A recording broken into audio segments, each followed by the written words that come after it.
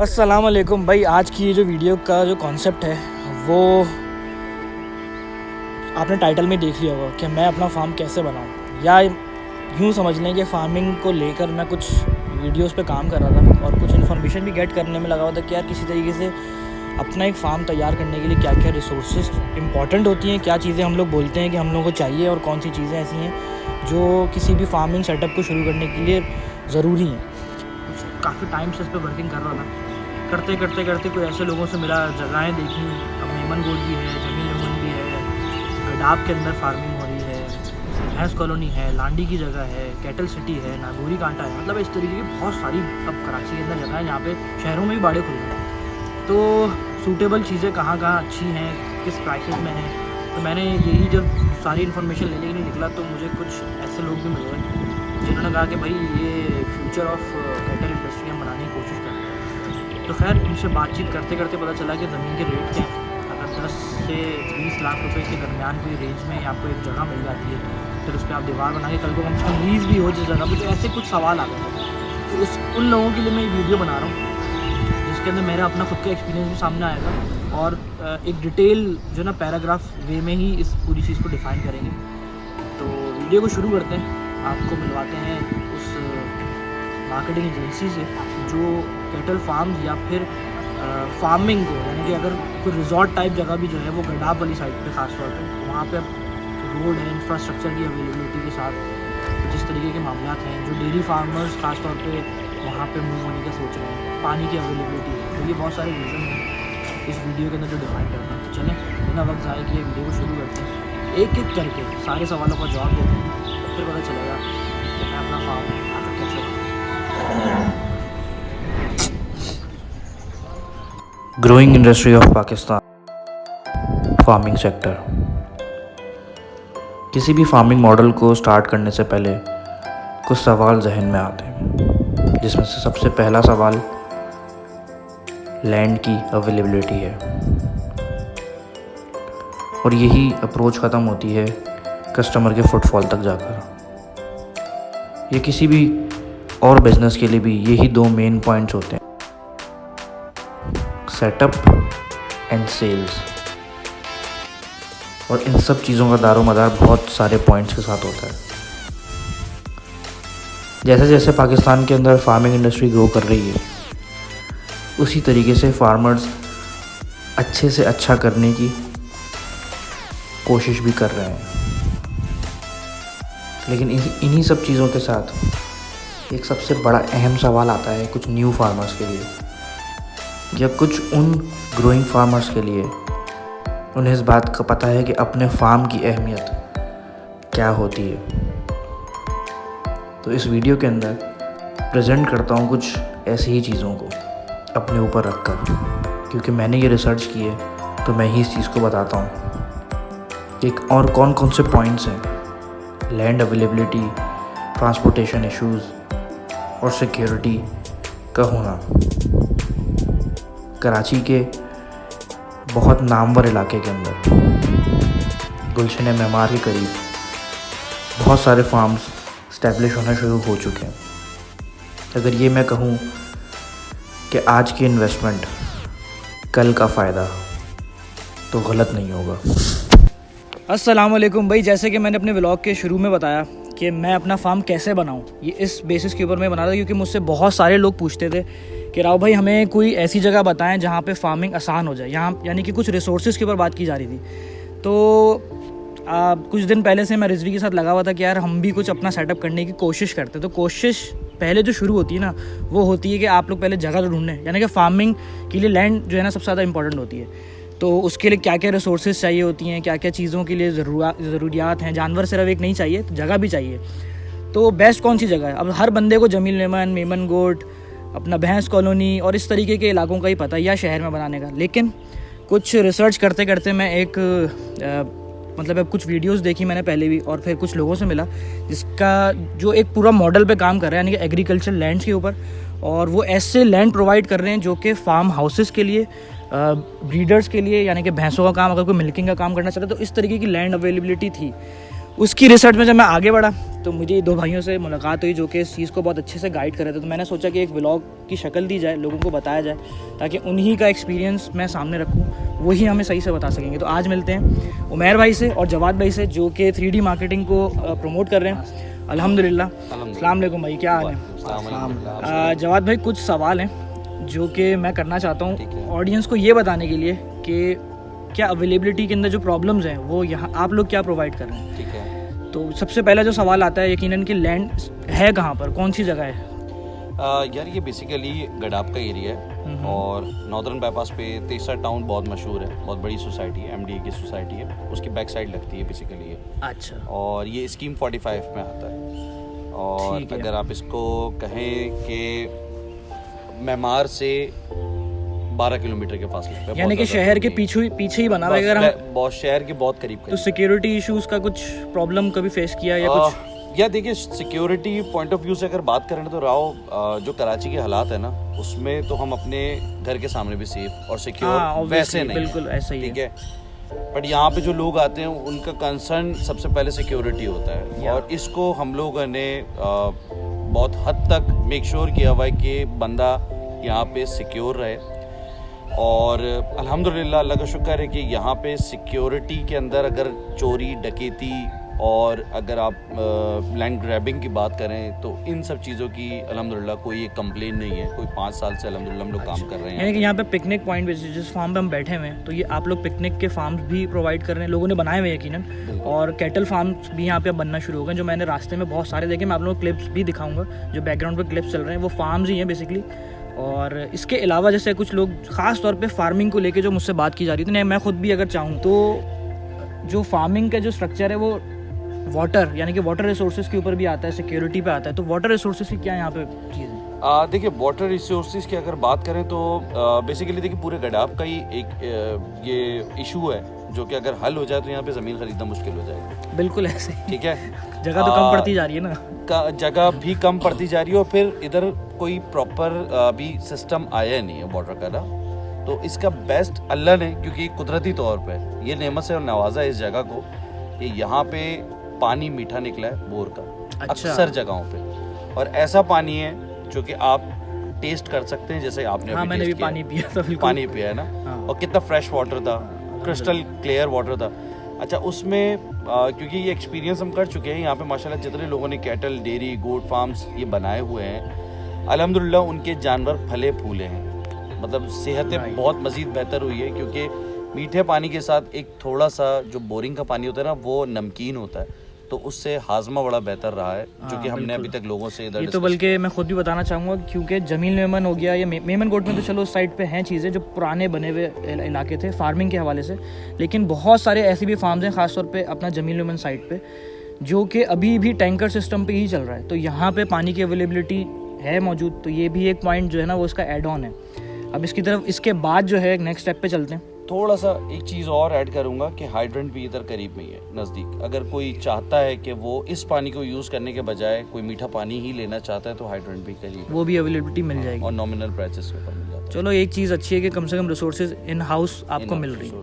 अच्छा, सबसे ज़्यादा मेन पॉइंट जो है वो ये है कि डॉक्यूमेंटेशन, यानी कि ज़मीन अगर कोई एक्वायर कर रहा है मुझसे, मेरे कुछ अपने भी दोस्त हैं, मैं खुद जैसे यहाँ पे बैठा हूँ तो मैं भी इन्फॉर्मेशन लेते लेते यहाँ तक पहुँच गया, और मेरी भी जो बातें थी वो यही थी सबसे पहले कि यार लीज़ अवेलेबल है, डॉक्यूमेंटेशन के वर्किंग कैसे है, कोई प्रॉब्लम तो नहीं है। क्योंकि बहुत सारी ऐसी जगह कराची के अंदर मौजूद है सुपर हाईवे पे, जहाँ पे ये इश्यूज़ देखने को मिले हैं। लोग बाड़ा खाली करके इसी वजह से चले आते हैं कि यार यहाँ पे डॉक्यूमेंटेशन का इशू था, हम किराए पे थे, हमने इंफ्रास्ट्रक्चर खड़ा किया और फिर बाद में इश्यूज़ आ गए। तो यकीनन मैंने इस चीज़ को सबसे पहले अपने लिए इंश्योर किया, और फिर मैं आप लोगों को बता रहा हूँ। तो वो चीज़ अब इनसे दोबारा पूछते हैं कि उमैर भाई और जवाद भाई, डॉक्यूमेंटेशन की वर्किंग अगर करनी है किसी ने तो कैसे होगी, और दूसरी चीज़ आप लोग उसके अंदर क्या हेल्प आउट कर सकते हैं, और तीसरी सबसे मेन चीज़ प्राइस रेंज क्या है, यानी कि एक लैंड की कितने गज पे कितनी प्राइस, किस टुकड़े पे हम लोग बात कर रहे हैं। तो ये तीनों चीज़ें ज़रा एक एक करके डिफाइन करें। देखें, अगर लैंड की बात करें ना, तो हमारे यहाँ कराची में डिफरेंट टाइप्स की लैंड्स हैं, डिफरेंट स्टेटस है लैंड्स के, जिसपे कमर्शियल लैंड है, सर्वे लैंड है, मोटाबाद है, और एग्रीकल्चर लैंड आती है। डिफरेंट लीजेस हैं, जैसे सर्वे का डिफरेंट लीज प्रोसीजर है और एग्रीकल्चर का बिल्कुल डिफरेंट है। तो ये इसका बेहतर हल ये होता है कि क्लाइंट हमारे पास आए, सामने बैठे, विज़िट करे, जगहें देखे, फिर उसके बाद हम मुकम्मल उसको सेटिस्फाई करते हैं डॉक्यूमेंटेशन के हवाले से। पूरी प्रॉपर हमारे पास एक हर ज़मीन का एक डॉक्यूमेंट होता है जो कि हम सामने रख देते हैं। उसको डिपेंड करता है यानी कि हम क्या उस पर सेटअप कर रहे हैं, तो जगह भी आप लोग उसी तरीके से गाइड करेंगे। यानी कि कंसल्टेंसी जो एक वर्ड है वो यहाँ पे प्रोवाइड आपको वैसे मिल जाए, क्योंकि एक प्रॉपर एजेंसी है, 3D मार्केटिंग एजेंसी, जो कि इस चीज़ को प्रोवाइड कर रही है, राइट। तो कोई भी अगर आए, जिसको मैं आया था, जो मैं तो बिल्कुल रॉ था, मुझे तो कुछ नहीं पता था कि भाई कहाँ है जगह। बस ड्रोन से मैंने खुद जगह देखी और मैं समझ गया कि अच्छा ही है। लेकिन ये चीज़ अच्छी लगी कि कौन सी जगह पे कैसा काम होगा ये लोग बताएंगे खुद ही। अच्छा, रिक्वायरमेंट पे भी डिपेंड करता है। कुछ लोग होते हैं जिनको ज़मीनों के बारे में ना, जैसे मैं हूँ, मुझे भी नहीं पता जिनको नॉलेज है, वो अपनी रिक्वायरमेंट के हिसाब से हमें बताते हैं, तो उस हिसाब से हम जगह निकाल के देते हैं। बेसिकली हम लोगों का तरीक़ेकार ऐसा है कि हमने ना हर एक शख्स के लिए जो है ना वो रखी हुई है, एक सहूलत रखी हुई है कि हम करते क्या है, लैंड एक्वायर करते हैं, 10-20 एकड़ की लैंड एक्वायर करते हैं, उसकी बाइफिकेशन करते हैं, 1000 स्क्वायर यार्ड्स मिनिमम होती है लैंड हमारे पास, साइज़ उसका। और वो फिर बंदा अगर बड़ी लेना चाह रहा है तो फिर 1000 से 2000, 3000, 4000 गज पे भी जा सकता है। अच्छा, 1000 गज टुकड़े का क्या प्राइस टैग बनता है, रेंज में बताइएगा, ताकि फिर वो तो जगह जगह के हिसाब से चेंज होता रहेगा। क्योंकि देखिए prices location to location vary कर रहे हैं, जैसे आपने भी बोला। तो इस वक्त जो करंट पोजीशन के अंदर हमारे पास ज़मीन है वो 15 to 25 लाख का है, 1000 स्क्वायर यार्ड्स, 1000 एकड़, यानी कि 15 से 1000 गज सॉरी, हम 25 के नीचे की कहीं उस पर बैठे, बिल्कुल उस पर। तो अगर हम लोग उस पर फार्म अगर डेवलप भी करते हैं तो मेरा ख्याल है 40-50 लाख रुपए में आपकी ऐसी जगह तैयार हो जाती है जिसको आप कहते हो मेरा लॉन्ग लास्टिंग सेटअप तैयार हो गया। देखिए 1000 गज के अंदर आपका ना कैटल का अगर आपने काम करना है, उसमें गोट फार्म भी आ जाता है, उसमें कैटल फार्म भी आ जाता है, और अगर डेयरी का सेटअप भी आपने डालना है, अगर आप मुझसे ज़मीन लेते हैं, उसके बाद के ऊपर के जो खर्चे हैं, जो बाउंड्री करवानी है, गेट लगवाना है, शेड्स बनवाना है, बोर करवाना है, ये अप्रॉक्स खर्चे जो आते हैं वो 15 लाख रुपए के करीब ये खर्चे आते हैं। टोटल है। फिर उसके बाद तो भाई जितना गुड़ डालेंगे उतना मीठा होगा, जितनी आपकी रिक्वायरमेंट होगी, जैसे कमरे बनाने आपने, उसमें वॉशरूम्स बनाने, फिर वो आप जितना बढ़ाते जाएंगे फिर आपका बजट उतना एक्सीड करता बिल्कुल जाएगा। ऐसी जो स्टार्टअप्स मैंने भी देखे हैं, वो अगर लैंड के साथ अगर उसने स्टार्ट किया तो मेरे ख्याल है 40 to 50 के दरमियान उसने एक प्रॉपर फार्म जो है ना वो तैयार किया है। और सबसे अच्छी चीज़ यही होती है फार्मिंग में कि यार चीज़ मेरी अपनी है, जो अपना है ना बस वही अपना है। आजकल के ज़माने में यही क्यों मेरे ऐसा ही है।